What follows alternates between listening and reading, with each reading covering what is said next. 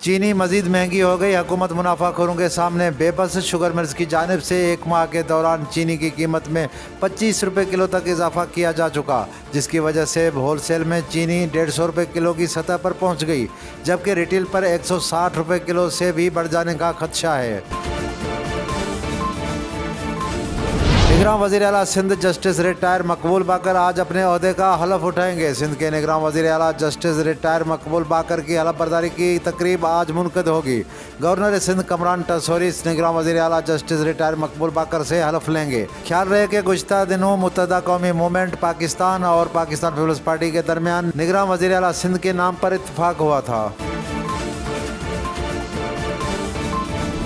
में बारिशों से मुतल्लिक़ नई पेशन गोई। PDMA के मुताबिक मानसून बारिशों का सिलसिला 23 अगस्त तक जारी रहने का इम्कान है, जबकि दरियाए रावी और सतलज में दरमियानी दर्जे का सैलाब आ सकता है।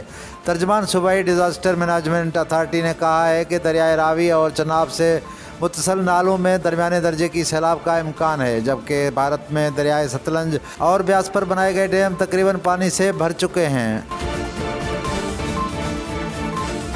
नवाज शरीफ की अदालतों से बरियत तय। वापसी के मामले पर गारंटी मिल चुकी है। मुस्लिम लीग नून के रहनुमा राना सनाउल्लाह ने कहा है कि नवाज शरीफ की अदालतों से बरियत तय हो चुकी है, उनके लिए ज़ीरो रिस्क हो चुका है। इस मामले पर हमें गारंटी भी मिल चुकी है। उन्होंने कहा कि चेयरमैन PTI को अदालत से रिलीफ मिलना मुश्किल है। इलेक्शन की तारीख आगे जाने पर इस्टेब्लिशमेंट ऑन बोर्ड है।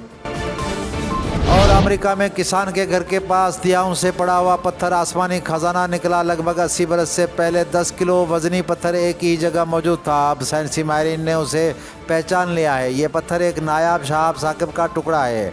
सबसे पहले 2018 में इसे सेंट्रल मशीन गन यूनिवर्सिटी के मोना सरबेस्को ने देखा था। पहली ही नज़र में वो उसकी गैर मामूली अफादियत से कायल हो गई थी।